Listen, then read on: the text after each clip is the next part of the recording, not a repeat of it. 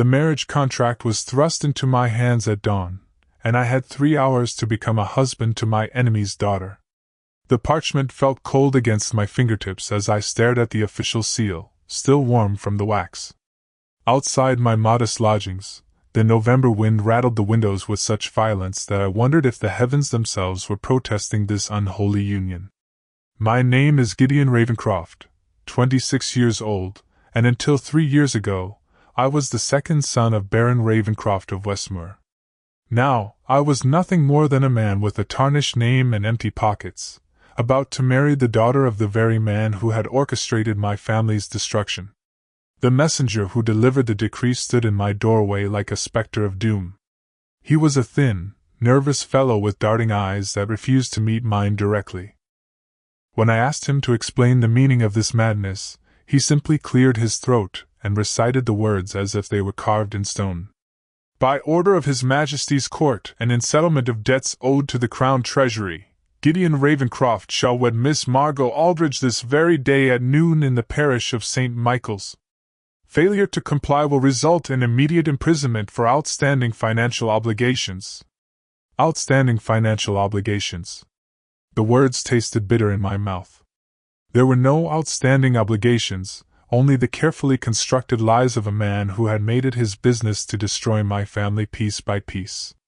Lord Aldridge, the king's treasurer, had been thorough in his work. So thorough that even now, 3 years later, I was still discovering new depths to his deception. I dismissed the messenger with a wave of my hand and sank into the single wooden chair that furnished my sparse quarters. The fire in my small hearth had died during the night, and the cold seemed to seep through the very walls. How fitting, I thought, that on this day of all days, even the warmth had abandoned me. The autumn morning stretched before me like a path to the gallows, and I found myself remembering a time when mornings brought joy instead of dread. It was exactly 3 years ago when everything changed. The memory struck me with such clarity that I could almost smell the scent of my mother's rose garden and hear my father's booming laugh echoing through the halls of Westmoor Manor. We had been wealthy then. Not obscenely so, but comfortable enough that the future seemed bright and full of possibilities. My elder brother Edmund was managing the estate with father, learning the intricacies of land management and tenant relations. I, being the second son, had the luxury of pursuing my own interests. I had always been drawn to literature and philosophy, spending my days in father's extensive library or riding across our lands, dreaming of perhaps becoming a scholar or maybe even a writer. Those dreams died the day Lord Aldridge came calling. I remembered him clearly now, sitting across from father in the oak-paneled study. He was a man of medium height with calculating gray eyes and the kind of smile that never reached beyond his lips. His dark hair was perfectly powdered, and his expensive coat spoke of a man who understood the language of wealth and power. When he spoke, his voice carried the authority of someone accustomed to being obeyed without question. "Baron Ravencroft," he had said, his tone deceptively cordial, "I'm afraid there's been some irregularity in your family's tax assessments. According to my records, there are substantial arrears dating back nearly a decade." Father had been genuinely confused. Our family had always prided itself on meeting its obligations promptly and in full. He had asked to see the documentation, and Lord Aldridge had been more than happy to oblige. The papers he produced were impressive in their detail and apparently authentic in every way that mattered to the law. What we discovered later, far too late to matter, was that those documents were masterpieces of forgery. Every signature had been perfectly replicated, every seal precisely copied, every date carefully calculated to create a web of financial obligation that never actually existed. But by the time we understood the scope of the deception, Westmoor Manor was already gone, sold at auction to cover debts that had never been real. The irony was not lost on me that Lord Aldridge himself had been the highest bidder. My father never recovered from the shock. The man who had spent his life building something meaningful for his sons watched it all disappear in a matter of months. The stress of fighting legal battles we could never win, combined with the shame of seeing our family name dragged through the mud of every gossip circle in London, broke something fundamental in his spirit. He died of a heart attack just 6 months after we lost everything, clutching a letter from yet another creditor in his trembling hands. Mother followed him within the year. The physicians called it consumption, but I knew better. She had simply lost the will to breathe in a world where everything she held dear had been stolen from her. Edmund and I buried her on a grey morning much like this one, in a simple grave we could barely afford, while our family plot at Westmore lay beyond our reach. Edmund, being the stronger of us in many ways, had managed to secure a position with a merchant company that traded with the American colonies. He sailed away 8 months ago, promising to return when he had earned enough to begin rebuilding what we had lost. I had chosen to remain in England, taking whatever work I could find and living in these cramped quarters above a blacksmith's shop. Perhaps I stayed out of stubbornness, or perhaps I simply couldn't bear to run from the ghost of what our family had once been. Now, as I sat staring at this marriage contract, I finally understood the last piece of Lord Aldridge's grand design. He had not been content merely to destroy my family's fortune and reputation. He wanted to own us completely, to bind the last surviving Ravencroft to his household through marriage to his daughter. It was a move of breathtaking arrogance, even for a man who had already proven himself capable of monstrous acts. I had never seen Miss Margot Aldridge, though I had heard whispers about her in the same social circles that now whispered about my family's fall from grace. She was said to be beautiful in the way that wealth often makes women appear beautiful, with fine clothes and expensive education smoothing away any natural flaws. She was also said to be proud, which seemed fitting for the daughter of such a man. What decent woman would willingly marry into a family her father had destroyed? The answer came to me with horrible clarity as I read the contract more carefully. This was not a choice for her any more than it was for me. The language made it abundantly clear that this arrangement served Lord Aldridge's purposes, not his daughter's desires. I was to become not just a husband, but a symbol of his complete victory over the Ravencroft name. And she, poor creature, was to be the chain that bound me to his service forever. I stood and walked to the small window that looked out onto the narrow street below. A few early merchants were already setting up their stalls, their breath visible in the cold air as they called out their wares. Normal people living normal lives, unaware that somewhere in the city, a man was preparing to surrender the last of his dignity in a ceremony that would make a mockery of everything marriage should represent. But what choice did I have? The alternative was debtor's prison, and from there, I would have no hope of ever reclaiming my family's honor or discovering the full truth of Lord Aldridge's schemes. As his son-in-law, despised though I might be, I would at least have access to his household and perhaps, eventually, to the evidence that could expose his crimes.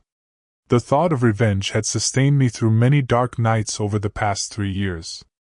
Now, it seemed, that same desire for justice would carry me to the altar to wed a woman whose very existence represented everything I had lost.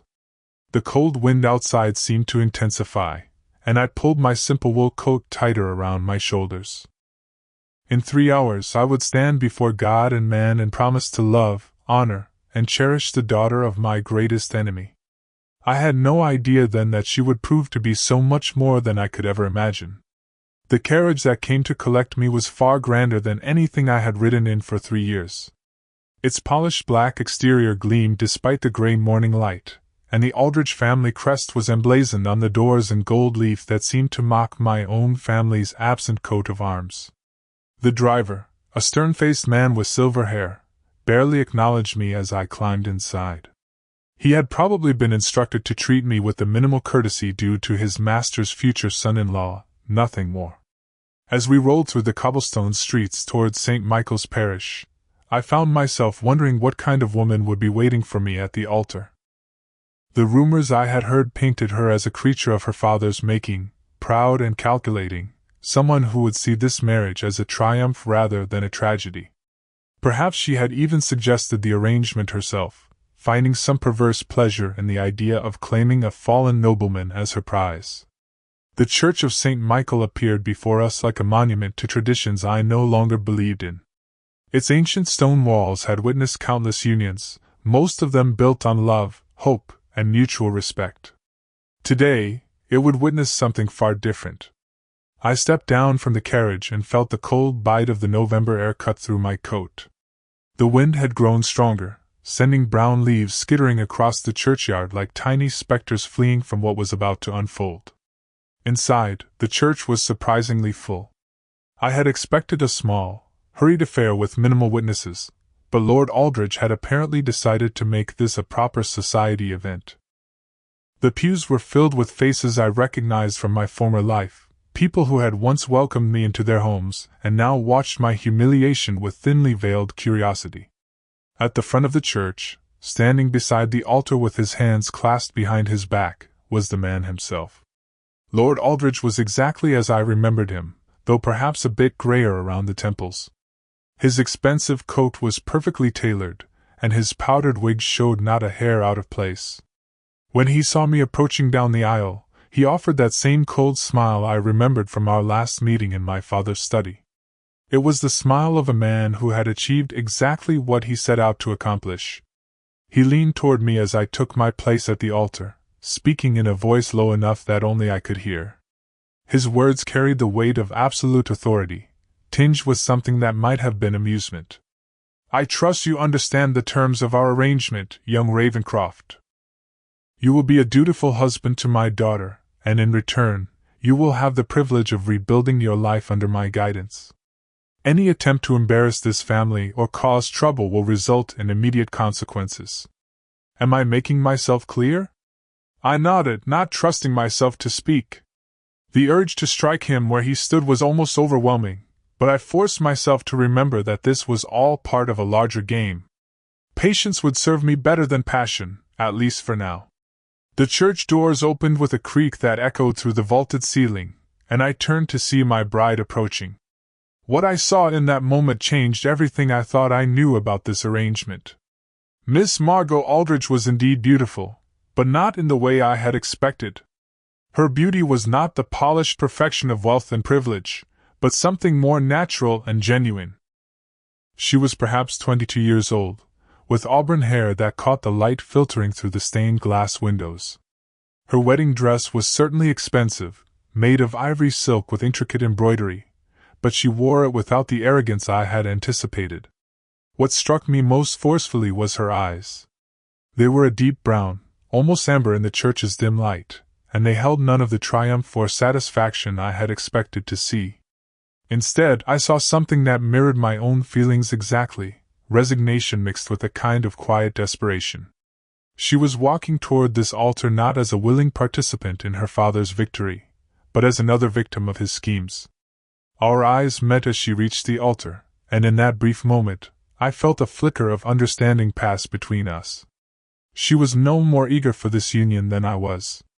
Whatever her father had told her, whatever promises or threats he had made, she was here against her better judgment just as surely as I was. The ceremony proceeded with all the traditional words and rituals, but they felt hollow and meaningless under the circumstances. When the priest asked if I would take Margot as my wife, I heard my own voice say yes as if it belonged to someone else entirely. When she was asked the same question, her response came in barely more than a whisper, but it carried the same note of reluctant compliance that I recognized in my own. The moment came for me to place the ring on her finger, and I was surprised by how delicate her hand felt in mine. Her skin was soft and warm, but I could feel a slight tremor that suggested she was fighting to maintain her composure just as I was. When she looked up at me during this part of the ceremony, I saw something in her eyes that I had not expected, a plea for understanding, perhaps even for forgiveness. The priest pronounced us husband and wife, and the deed was done. Lord Aldridge stepped forward immediately, his smile broader now than it had been all morning. He embraced his daughter with what appeared to be genuine affection, though I noticed that she remained somewhat stiff in his arms. When he turned to me, his handshake was firm and possessive, like a man claiming ownership of a new acquisition. "Welcome to the family, my boy," he said, his voice carrying just loud enough for those nearby to hear. "I trust you'll find your new circumstances much more comfortable than your recent accommodations." The wedding breakfast that followed was held at the Aldridge mansion, a grand Georgian structure that had probably cost more than my family's entire estate had been worth. The great hall where we gathered was decorated with imported tapestries and furnished with pieces that spoke of generations of accumulated wealth. Crystal chandeliers cast warm light over tables laden with delicacies I had not tasted in years. Throughout the meal, I found myself watching my new wife more than participating in the conversations around me. She sat beside me at the head table, responding politely when spoken to but remaining largely quiet. I noticed that she ate very little, picking at her food with the same lack of enthusiasm she had shown during the ceremony. Several times I caught her glancing toward the tall windows that looked out onto the mansion's gardens, as if she were calculating the distance to freedom. Her father, meanwhile, played the role of gracious host with practiced ease. He moved among his guests like a man celebrating a great victory, accepting congratulations on his daughter's marriage with the confidence of someone who had orchestrated every detail to his satisfaction. More than once, I heard him making subtle references to the advantages of bringing old families back into proper society through beneficial alliances. As the afternoon wore on, I began to understand that this gathering served multiple purposes beyond celebrating a wedding. Lord Aldridge was using the occasion to display his power and influence, showing his guests that he could bend even the proud Ravencroft name to his will. Every smile, every toast, every congratulation was another confirmation of his triumph over my family's legacy. But I also began to notice something else. While the guests seemed genuinely pleased to see Lord Aldridge's success, their interactions with Margot were more complex. The women spoke to her with a kind of cautious sympathy, and the men treated her with the careful respect one shows to something precious but fragile. It occurred to me that perhaps I was not the only one who recognized that this marriage was more prison than celebration. As evening approached, the guests began to take their leave, and the reality of my new situation settled over me like a heavy cloak. I was now master of nothing but married to everything that represented my family's destruction. Tonight, I would sleep under the same roof as the man who had murdered my parents as surely as if he had put a blade through their hearts. But I didn't know someone was watching every interaction, cataloging every word, and planning something that would change the course of everything I thought I understood about this arrangement. The chamber I was shown to that first night was larger than my entire previous lodging. Decorated in deep burgundy and gold, it spoke of wealth and comfort, yet it felt more like a gilded cage than a sanctuary. The four-poster bed dominated the room, its heavy curtains drawn back to reveal linens finer than any I had slept on since childhood. A fire crackled in the marble fireplace, casting dancing shadows on walls adorned with portraits of stern-faced Aldridge ancestors who seemed to judge my presence with silent disapproval. What struck me most about the arrangement was what it revealed about the nature of this marriage. Margot had been given chambers on the opposite side of the mansion, connected to mine through a series of corridors but maintaining a distance that spoke volumes about her father's expectations. This was not a union meant to produce affection or intimacy, but a business arrangement dressed in the trappings of matrimony. I had barely settled into my new quarters when a soft knock came at my door. I opened it to find Margot standing in the hallway, still wearing her wedding dress but with her hair now unpinned and falling in loose waves around her shoulders. The change made her appear younger and more vulnerable than she had during the ceremony. She looked up at me with those same amber eyes I had noticed at the altar, but now they held a different quality. There was a directness to her gaze that surprised me, as if she had made some internal decision during the hours since we had spoken our vows. "May I come in?" she asked, her voice carrying a quiet strength that I had not heard earlier. "I believe we should speak plainly about our situation." I stepped aside to allow her entry, curious about what she might have to say. She moved to the window that looked out over the mansion's gardens, now barely visible in the gathering darkness. The November wind continued to rattle the glass, and the first flakes of snow had begun to fall, creating a crystalline pattern against the black sky. "I want you to know," she began, speaking to her reflection in the window rather than turning to face me, "that I had no more choice in this matter than you did. My father's will is not something that can be easily defied, as I suspect you understand better than most." Her words confirmed what I had begun to suspect during the wedding ceremony. This was not a woman celebrating her triumph over a fallen family, but someone caught in the same web of manipulation that had ensnared me. Then why did you not refuse? I asked, genuinely curious about her answer. Surely a daughter's wishes carry some weight, even with a man like your father. She turned from the window then, and I saw something flicker across her face that might have been pain. When she spoke, her voice carried the weight of experiences I was only beginning to understand.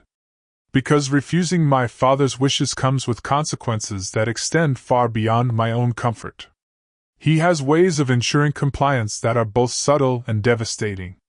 I learned long ago that open defiance only leads to greater suffering, not just for myself but for others I care about. There was something in her tone that suggested depths of experience with Lord Aldridge's methods that I had not previously considered. I had been so focused on my own family's destruction that I had failed to consider what life might be like for those who lived under his direct control every day. Over the following weeks, I began to understand the true nature of my new existence. I was given a nominal position overseeing some of Lord Aldridge's lesser properties, work that was clearly designed to keep me busy while providing no real authority or independence. The salary was adequate to maintain my dignity but insufficient to allow any thought of leaving. I was, in every practical sense, a well-dressed prisoner in an elegant jail. My interactions with Margot during this period were formal and carefully distant. We took meals together when social convention demanded it, and we appeared side by side at the various social functions her father deemed appropriate for us to attend. To outside observers, we must have appeared to be a newly married couple still finding our rhythm together. The reality was far more complex. I began to notice things about her during these shared experiences that challenged my initial assumptions. She was exceptionally well-read, with opinions on literature and philosophy that showed both intelligence and independent thought. Her knowledge of political matters was surprisingly sophisticated for a woman of her position, though she was careful never to voice such thoughts when her father was present. More intriguingly, I observed that the servants in the Aldridge household treated her with a mixture of respect and protective affection that seemed to go beyond mere duty. They spoke to her with warmth when they thought no one was watching, and I noticed that she knew details about their families and personal struggles that suggested genuine care for their welfare. It was during one of these quiet observations that I first began to question whether Margot might be as much a victim of her father's schemes as I was. The way she withdrew into herself whenever Lord Aldridge entered a room, the careful neutrality of her expressions when he spoke, the subtle tension that seemed to settle over the entire household when he was present, all suggested a dynamic far more complex than simple paternal authority. The first real conversation we had came 3 weeks after our wedding, during a particularly fierce December snowstorm that trapped us all inside for several days.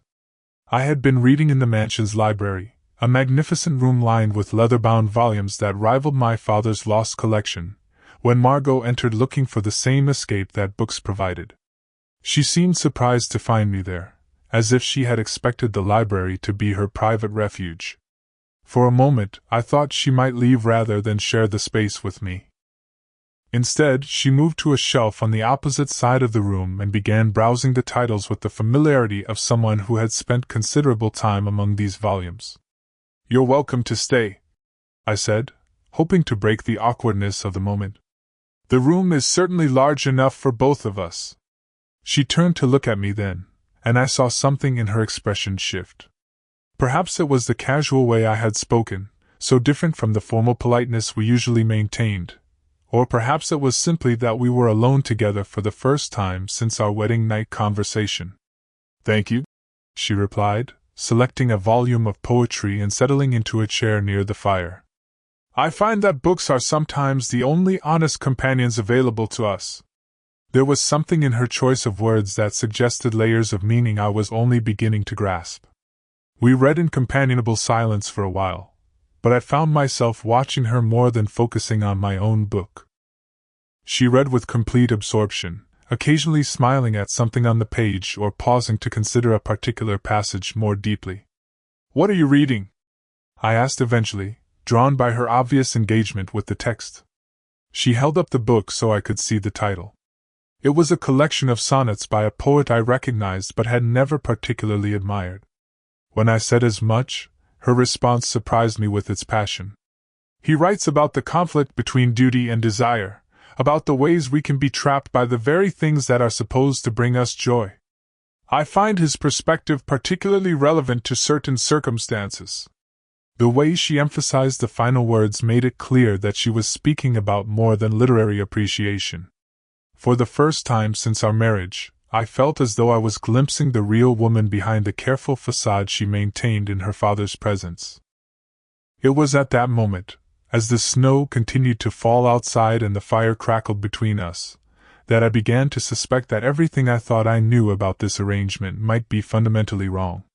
But I didn't know then that she had already begun to suspect the same thing about me, or that we were both about to discover secrets that would change everything we believed about each other and about the man who had brought us together. The letter I found in her room changed everything I thought I knew about Margot Aldridge. I had not intended to invade her privacy, but circumstances had conspired to place me in a position where discovery was inevitable. She had fallen ill with a fever that had kept her bedridden for several days, and the household physician had requested that someone check on her regularly to ensure her condition did not worsen. It was during one of these wellness visits, while she slept fitfully in her canopied bed, that I noticed a loose floorboard near her writing desk. The wood appeared to have been deliberately loosened, creating a hiding place that would be invisible to casual observation but accessible to someone who knew of its existence. My curiosity, already piqued by weeks of observing contradictions in her behavior, finally overcame my respect for her privacy. The papers I found hidden there revealed a correspondence that shattered every assumption I had made about her complicity in her father's schemes. The letters were written in her own hand, addressed to someone identified only as my dearest friend, and they painted a picture of a young woman trapped in circumstances far more desperate than I had ever imagined. One letter, dated just 2 weeks before our wedding, contained words that made my heart pound with recognition and something that might have been the beginning of sympathy. "He has made his intentions clear," she had written. "The marriage will proceed regardless of my feelings on the matter, and any attempt to resist will result in consequences for those I hold dear. Mrs. Henderson's position in the household depends upon my compliance, as does young Timothy's apprenticeship with the London merchants. Father has made certain I understand that my choices affect far more than my own comfort." Mrs. Henderson, I realized, was the elderly housekeeper who had served the Aldridge family for over 20 years. Timothy was her grandson, a bright boy of perhaps 14 who had indeed recently secured a coveted position with one of London's most prestigious trading companies. I had assumed these were simply examples of Lord Aldridge's generosity toward loyal servants. Now I understood they were leverage, carefully placed to ensure his daughter's cooperation. Another letter, this one written during our engagement period, contained passages that revealed the depth of her knowledge about her father's activities. "I have seen the documents he keeps in his private study, the ones that detail transactions and arrangements that would horrify decent people if they knew the truth. I understand now how the Ravencroft fortune was truly acquired, and my heart breaks for the young man who will soon bear our family name. He believes himself to be marrying his enemy's daughter, not knowing that I have been watching my father's crimes unfold for years, powerless to prevent them but unable to close my eyes to their reality." I sat back in her chair, the letter trembling in my hands as the implications sank in. She had known about her father's forgeries and manipulations. More than that, she had been forced to watch them unfold while being groomed to become part of his ultimate victory over my family. The marriage was not just a symbol of Lord Aldridge's triumph, it was a punishment for both of us, designed to ensure that neither would ever be able to expose his crimes without destroying ourselves in the process. The final letter in the collection was the most devastating of all. Written just 3 days after our wedding, it contained her private thoughts about our first interactions as husband and wife. "I see in his eyes the same pain that has lived in my heart for so many years. He looks at me and sees his family's destroyer, not knowing that I see in him the victim of the same monster that has haunted my entire life. I want to tell him the truth, to warn him about what father truly is. But how can I explain without sounding like a mad woman or, worse, like someone seeking to manipulate him for my own purposes. He has every right to hate me, and perhaps it is better that he does. At least hatred is honest, which is more than can be said for most of the emotions that exist within these walls. I replaced the letters carefully and returned to my own chambers, my mind reeling with this new understanding of our situation. Far from being Lord Aldridge's willing accomplice, Margot was another of his victims, trapped in a web of threats and emotional manipulation that kept her as surely imprisoned as any physical chains could have managed. That evening, as she recovered enough to join me for dinner, I found myself studying her with new eyes. The careful composure I had interpreted as coldness now seemed like the protective armor of someone who had learned to guard every expression and word. The distance she maintained between us was not disdain but self-preservation, the behavior of someone who had been taught that emotional vulnerability was a luxury she could not afford. During the meal, Lord Aldridge dominated the conversation as usual, speaking at length about various business matters and political developments. I watched Margot's face as he talked, noting the subtle ways she seemed to diminish herself in his presence. Her responses were perfectly appropriate, but carried none of the intelligence and passion I had glimpsed during our conversation in the library. It was then that I began to understand the full scope of what her father had done to both of us. By forcing us into this marriage while keeping us ignorant of each other's true circumstances, he had ensured that we would remain isolated and suspicious, unable to find comfort or alliance in our shared predicament. We were meant to be fellow prisoners who blamed each other for their captivity, never realizing that we were both victims of the same jailer. The winter deepened around the Aldridge mansion, and with it came a subtle shift in the household's atmosphere. The servants moved through their duties with a tension that had not been present during my earlier weeks there. Conversation stopped abruptly when Lord Aldridge appeared, and even Mrs. Henderson, normally cheerful and talkative, began to wear an expression of constant worry. It was during this period that I began to notice Lord Aldridge watching me with increased attention. His questions about my daily activities became more pointed, and I had the distinct impression that my movements were being monitored more closely than before. Whether this was due to some specific concern or simply his natural inclination to control every aspect of his domain, I could not determine, but it added another layer of unease to an already uncomfortable situation. Margot's recovery from her illness was slow, and I found myself genuinely concerned about her well-being in ways that surprised me. When she finally felt well enough to venture beyond her chambers, she seemed different somehow, more fragile than before but also more determined. There was something in her manner that suggested she had reached some kind of decision during her convalescence, though what that decision might be remained unclear. Our interactions during this period took on a new quality that I struggled to define. The formal politeness remained, but underneath it was a current of something that might have been understanding, or perhaps simply mutual recognition of shared hardship. We began to have brief conversations that went beyond the necessities of social convention, though always carefully neutral in content and tone. It was during one such conversation, as we walked together through the mansion's snow-covered gardens, that she made a comment that stayed with me for days afterward. "Do you ever wonder," she asked, her breath visible in the cold air as she spoke, "whether two people can find genuine connection when their entire relationship has been built upon foundations that are fundamentally dishonest?"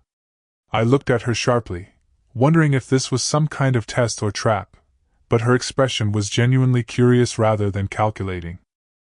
The question itself suggested depths of thought about our situation that went far beyond what I had expected from her. "I suppose," I replied carefully, "that it would depend upon whether they were willing to build something new on more honest ground, assuming such ground could be found." She nodded thoughtfully, and we continued our walk in contemplative silence. But something had shifted between us in that moment, some acknowledgement that we were both aware of the artificial nature of our circumstances and perhaps willing to consider alternatives. What happened next would test that possibility in ways neither of us could have anticipated. 3 words. That's all it took to shatter every wall I had built around my heart, and change the course of both our lives forever. Those words came on a February morning when the harsh winter was finally beginning to show signs of retreat, and they were delivered in circumstances that revealed the true depths of Lord Aldridge's cruelty. I had risen early and was making my way to the library when I heard raised voices coming from the direction of Margot's chambers. Her father's tone was unmistakable, carrying the cold authority that had become so familiar over the months since our wedding. But there was something different in his voice that morning, an edge of real anger that I had not heard before. "You will do exactly as I have instructed," he was saying, his words echoing through the corridor despite the closed door between us. "Your husband's usefulness to this family is coming to an end, and I will not allow sentimentality to interfere with necessary business decisions." Margot's response was too quiet for me to hear clearly, but the pleading quality in her tone was unmistakable. Whatever her father was demanding of her, she was desperately trying to find an alternative. Lord Aldridge's next words made my blood run cold. "The arrangements have already been made. An unfortunate accident during his morning ride will solve our problem permanently. You need only ensure that he follows his usual route through the woods tomorrow, and nature will take its course. The horse has been specifically selected for its unpredictable temperament." The silence that followed seemed to stretch forever. When Margot finally spoke, her voice was barely above a whisper, but the determination in it was unmistakable. "I will not be party to murder. Find another way to achieve your goals, but do not ask me to have blood on my hands." The sound of her father's hand striking her face was sharp and clear even through the closed door. What followed was a torrent of threats and accusations that revealed the full scope of his control over her life. He spoke of Mrs. Henderson's elderly sister, who depended upon the family's charity for survival. He mentioned Timothy's younger siblings, whose futures hung in the balance of continued patronage. He detailed a dozen different ways he could destroy the lives of people Margot cared about if she continued to defy his wishes. But it was her final response that contained those three words that would echo in my memory forever. "Help me, please." She whispered them so quietly that I almost missed them entirely, but the desperate sincerity in her voice cut through me like a blade. In that moment, I understood that she was not pleading with her father, whose heart had long since turned to stone. She was speaking to the universe, to God, to anyone who might hear her cry for salvation from a situation that had become unbearable. I made my decision in that instant. Whatever the consequences, whatever the risks, I could not stand by and allow this woman to be destroyed by the same man who had murdered my family.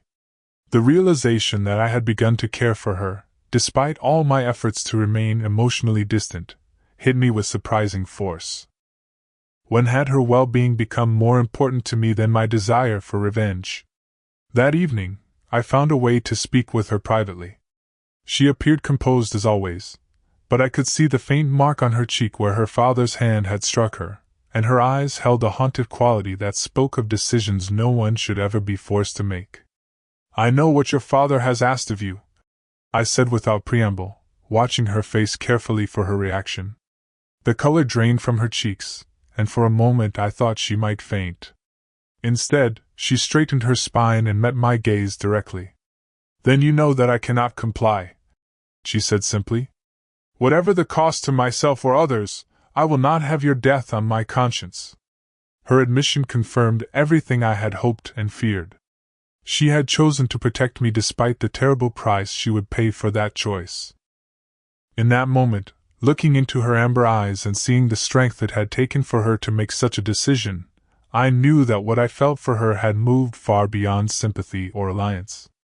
Somewhere in the months of careful conversations and shared glances, I had fallen in love with my enemy's daughter. "Then we leave tonight," I said, surprising myself with the certainty in my voice. "Both of us.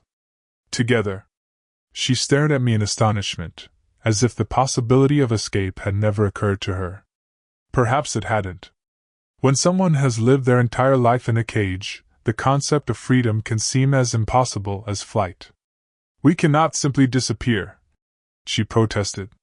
"He will find us, and when he does, the consequences will be worse than anything we face by staying."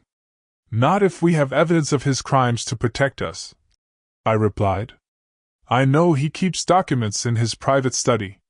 If we can obtain proof of his forgeries and manipulations, We can expose him publicly. A man facing the gallows has little power to threaten anyone. The plan we developed over the next few hours was desperate and dangerous, but it offered the only hope either of us had for genuine freedom. While Lord Aldridge slept, I would enter his study and search for the documents that could destroy him. Margot would use her knowledge of the household's routines to ensure we could escape undetected once I had found what we needed. The early spring air was still cold when we made our escape in the hours before dawn, but it carried a freshness that spoke of new beginnings. I had found more than enough evidence in Lord Aldridge's private papers to see him hanged for treason and fraud. The carefully kept records of his schemes revealed crimes that went far beyond the destruction of my family's fortune, touching dozens of other lives and fortunes over the course of many years. As we rode through the awakening countryside, Margot beside me on a horse we had borrowed from her father's stables, I felt something I had not experienced in over 3 years: hope. Not just for justice or revenge, but for the possibility of building something genuine and lasting with the woman who had risked everything to save my life. We found sanctuary with my brother Edmund, who had returned from the American colonies just weeks earlier. The evidence we carried with us was more than sufficient to bring Lord Aldridge before the King's justice, and within a month of our escape, he faced the consequences of his years of criminal activity.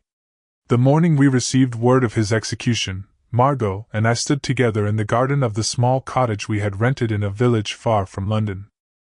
The spring sunshine was warm on our faces, and the air was filled with the scent of blooming flowers that had pushed through the hard ground of winter to find the light.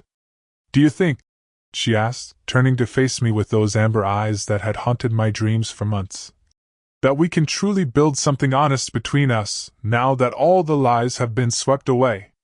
I took her hands in mine, marveling at how right it felt to hold them without pretense or calculation. What had begun as punishment had become the greatest gift I could have imagined. "I think," I said, drawing her closer, "that we already have." When I kissed her that morning, it was not as part of any ceremony or social obligation, but as a man kissing the woman he loved more than his own life. The taste of freedom was sweet on both our lips, and in her eyes I saw reflected the same truth that filled my own heart. Sometimes the greatest treasures are found in the most unlikely places, and the deepest love can grow from the hardest ground. Our story began with hatred and deception, but it ended with something far more powerful: the understanding that true love transcends every barrier that men may try to place before it.